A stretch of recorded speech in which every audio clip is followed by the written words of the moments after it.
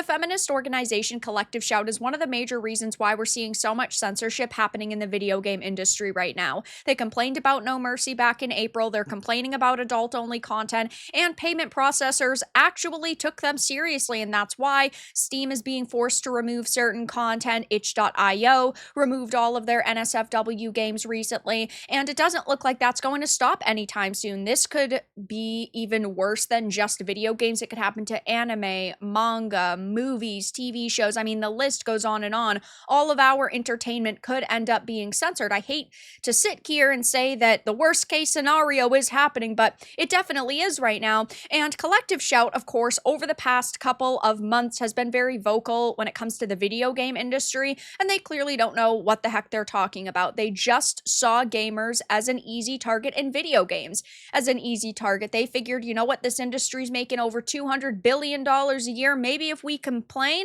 we will actually be taken seriously in this industry. And of course, they probably want to be feminist frequencies, right? With Anita Sarkeesian consulting on certain games. And then you have the Sweet Baby Inks, who are filled to the brim with activists who also do not care about this industry or protecting entertainment, but now they've actually gone private because they are facing so much backlash. Now, over the past couple of days, they have been doubling, tripling, and quadrupling down on the censorship. They've said that it's great, it's so good, and it's actually a big feminist win. I have talked about this in several other videos, but they had said major win, new policy on Steam, and with these games are being removed since we launched our campaign calling on payment processors to stop facilitating payments for all of these types of themed games on Steam earlier this week. The gaming platform has added a new rule to their policies and has removed hundreds of these games, which, in my opinion, censorship is always bad. I know there are a lot of people out there who do not think it's that important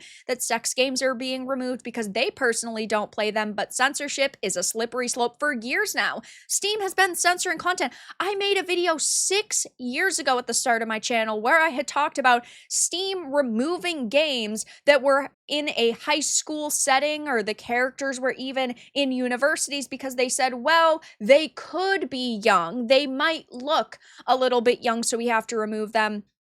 So Steam's been very censorship heavy for years and years at this point, but it's only going to get worse from here. I know that the games at the top of the food chain are going to be protected, ones made by BioWares and Obsidians and all of those types of studios and the Microsofts and Sonys, but it could be in 5 years or 10 years, those games are censored a hell of a lot more than they really already are, because a lot of these games already have so much watered down content. Look at Dragon Age the Veilguard, right? It didn't have any edgy content. It didn't really have any adult themes. Like, it was just a very modern audience, politically correct Dragon Age, which is why it failed. But of course, they were praising this decision, saying it was a major win. They're so happy. And we just had found out today, when I'm making this video, that, yeah, itch.io is hiding all of their NSFW content to appease to MasterCard and Visa.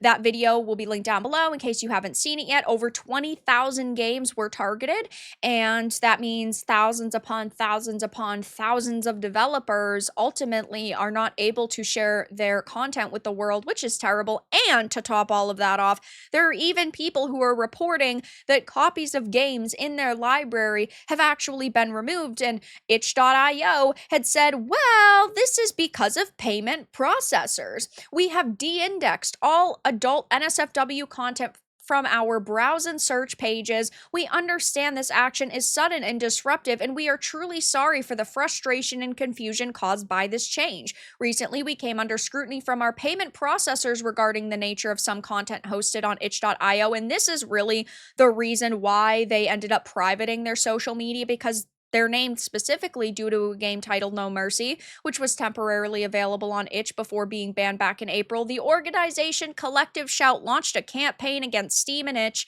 directing concerns to our payment processors about the nature of certain content found on both platforms. And they basically said that while the situation developed rapidly, they had to act urgently to protect the platform's core payment infrastructure. And we're seeing so many of these companies just bend the knee, which I understand it is tough for them, right? Because this is how they make their money. They need payment processors. But on the flip side, they do have quite a bit of pull. I mean, we are talking about Valve here. And ultimately, we could have a Microsoft or a Sony at least making some kind of statement. So maybe these payment processors will listen because they do make a lot of money off of video games. But at this point in time, none of that has happened. I hate to say that there should be government overreach or government response to this, but on the flip side, what else is there to happen at this point? It's either these big companies actually stand up for creative freedom or the government has to. I don't necessarily know if either of that's going to happen, but we do need to keep an eye on what's happening right now. I mean, Caitlin Roper, a feminist activist and the campaigns manager at Collective Shout, had also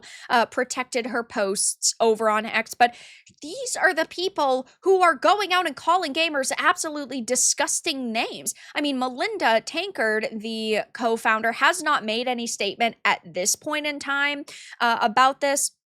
It doesn't even really look like she's been active on social media over the past couple of days, though I bet she's still monitoring the situation. But she had called us porn, sick brain, gamer fetishists that are desperate to get our hands on all of these disgusting types of games. And now they're exchanging clues on how to find them so that they don't all die overnight. But being anti-censorship doesn't mean you're a disgusting, degenerate person. It means you care about protecting entertainment. You're not a terrible person. Do not let these people make you believe that that's the case.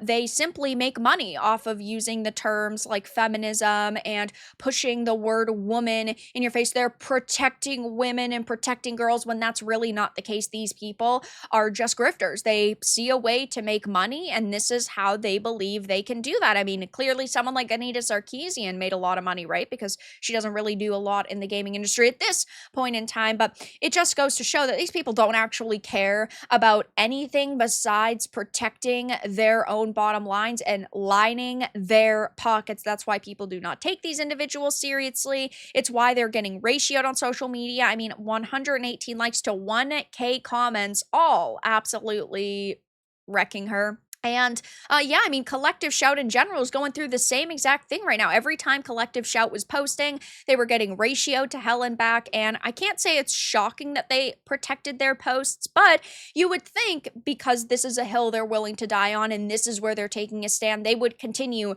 to do that. They would continue to fight for the cause they truly believe in. But it's because they don't actually truly believe in anything unless they believe it can make them a quick buck. Then they claim that they care about it, but they really don't. So I'll definitely be keeping my eye on this over the next couple of days. At this point in time, Collective Shout has locked down their social media. One of the people, Caitlin Roper, the campaigns manager at Collective Shout, has also protected her posts. And I think that we're just going to see a slew of these feminists over the next couple of weeks saying they're facing so much hatred and harassment when really everybody just dislikes you at this point because you're literally calling for the biggest form of entertainment in the world right now to be censored.